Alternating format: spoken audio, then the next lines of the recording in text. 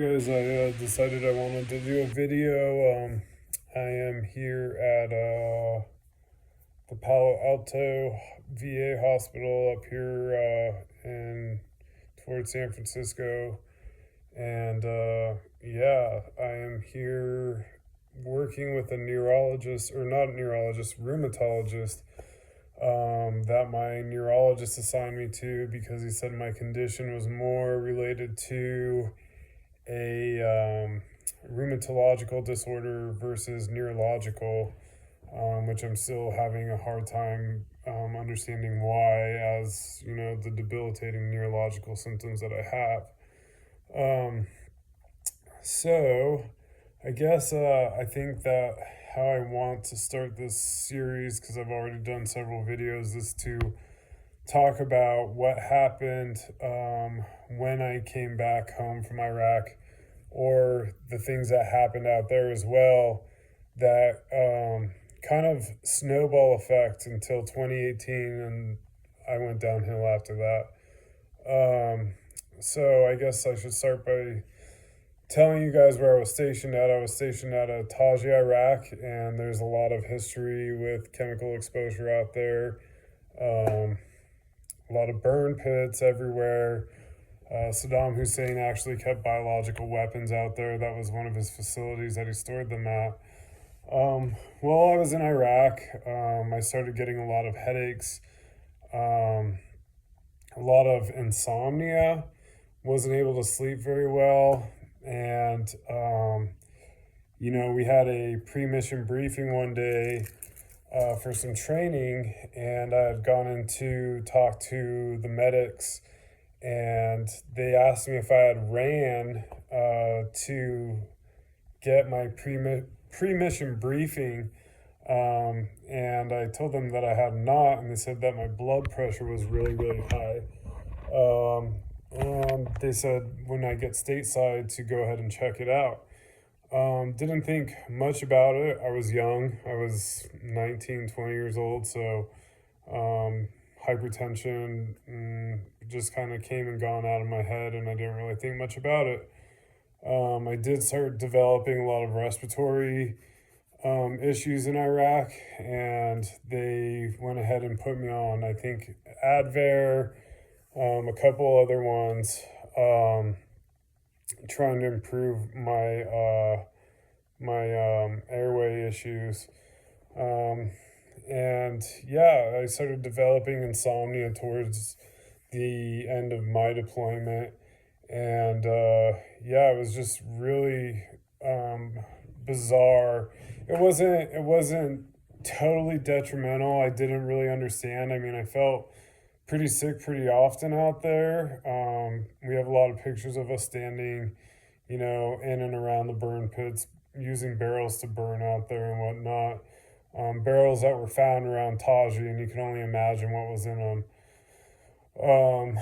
Yeah, and so when I came home, I went to junior college at Bakersfield College in Bakersfield, California. And, I had some symptoms back then too. I just didn't understand. The headaches continued to go along, and finally I was living off of Tylenol and ibuprofen for a long time. I ended up going to work with my doctor, and this was a private healthcare doctor, and he was under the assumption that my hypertension would be causing my headaches. So I started taking blood pressure medication, and the headaches didn't stop completely, but they seemed to be getting better to an extent where they were manageable, and they weren't the ice pick cluster headaches that I had experienced for a while. But while I was on blood pressure medication for a while, I started getting blurry eyesight. Not like I couldn't focus on things. It was more like a cheesecloth effect that would go, lots of heavy floaters in my eyesight. And then, one day I was sitting in class when all this started, and I had this really awful euphoric sensation, and I was drinking a Monster Energy drink. And so I thought maybe I just had the jitters from caffeine or something. and I put the monster down, and that passed. And yeah, I don't, then there was a very big gap where I was relatively healthy for a long time, other than taking blood pressure medication. Um, and, I started noticing several years later that I was feeling depressed, I was feeling agitation. Something wasn't quite right, but it wasn't debilitating at that point, and I just really assumed that it was my post traumatic stress disorder. And so I went ahead and kind of continued on, and um, you know, as the years went on, little things happened, and I didn't understand, nor were they debilitating to the point where I should have been concerned. But such things as like having fatigue, having vocal cord issues. Um, I was having terrible night sweats, and the doctors thought I had some sort of infection, and they gave me some pretty dangerous antibiotics. And yeah, so I kind of plugged away, and in 2018, I got sick with something called valley fever, and I was really, terribly ill. I had just turned 30 years old, and I was starting a new job for a big energy corporation, and I was terrified because my doctor had told me at that point, he said, if you take fluconazole, which is an aggressive antifungal treatment for valley fever, I would end up getting so debilitated that I would be in the hospital for 6 months.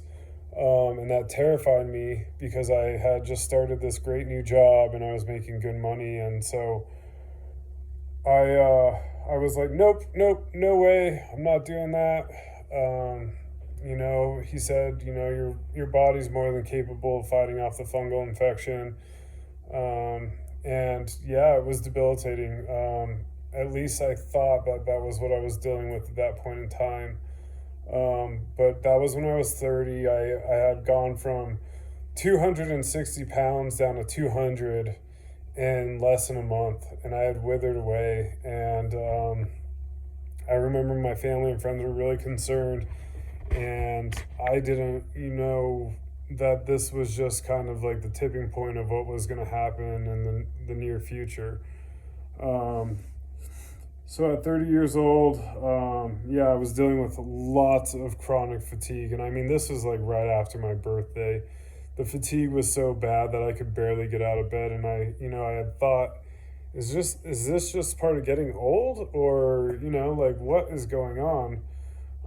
But yeah, lo and behold, valley fever.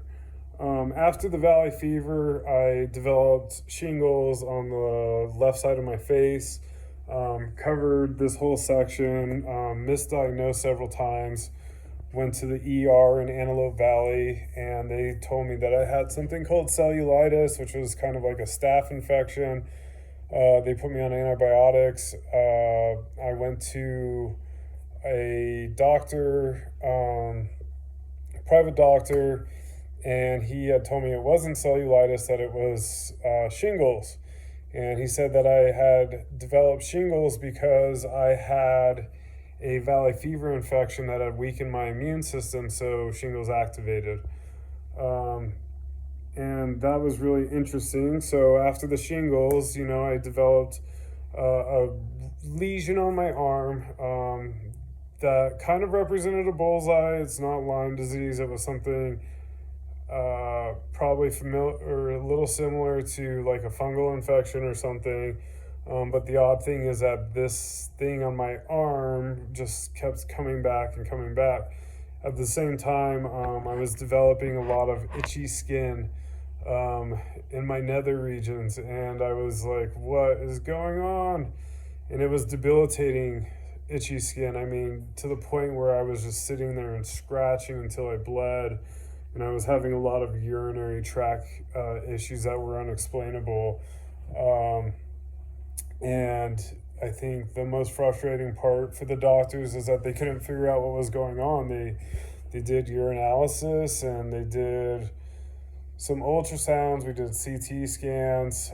We did find a cyst on my kidney that has actually grown since then, which the VA still hasn't addressed, which may be causative for my, feeling ill in the morning or my hypertension or a combination of both. And yeah, so I developed super weird urinary tract infections. And even though my cultures turned out negative, uh, these doctors that were very uneducated about the adverse effects of ciprofloxacin gave me the antibiotic. And at that point, I was desperate. The urinary tract issues were debilitating. I was starting to have issues breathing, like very bad issues breathing where I couldn't climb up my staircase. And those symptoms still come and go, but they are probably one of the least concerning symptoms that I have now. And yeah, so they gave me ciprofloxacin, and I took this antibiotic. Fingers crossed that whatever it was would go away. And several weeks later, it was like a bomb went off in my head. I mean, I remember watching a movie, and I had this horrible euphoric sensation, and I instantly just had this horrible anxiety that I had never experienced before in my life. And yeah, it was really bizarre. And I ended up going to the mall, and I sat there and I was eating my food and I just broke down sobbing, and I was like, what is going on? Did I have a panic attack? Like, what is going on? Just this horrible lull depressive state that I was in, and slash anxious, and it was just really bizarre. So I ended up going home, and I drove back up to Tehachapi where I was living at the time, and I ended up kind of laying in bed for several weeks afterwards.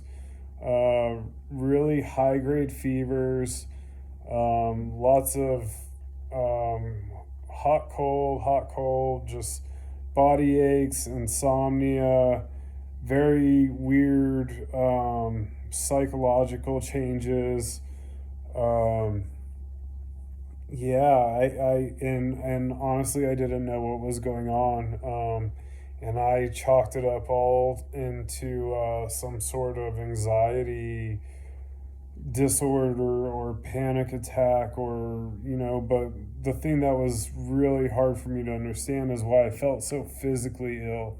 But honestly, the psychological aspect of it was a lot more scarier. So I ended up quitting my job because I thought I was sick from stress, and I reached out to the VA, which took, I think, like 6 or 7 weeks for me to see a mental health care provider that immediately assumed that my issues were all based off of post-traumatic stress disorder. But I had begged and pleaded with them that wasn't the case. I was having a headache. I was falling over in the shower when I was washing my hair.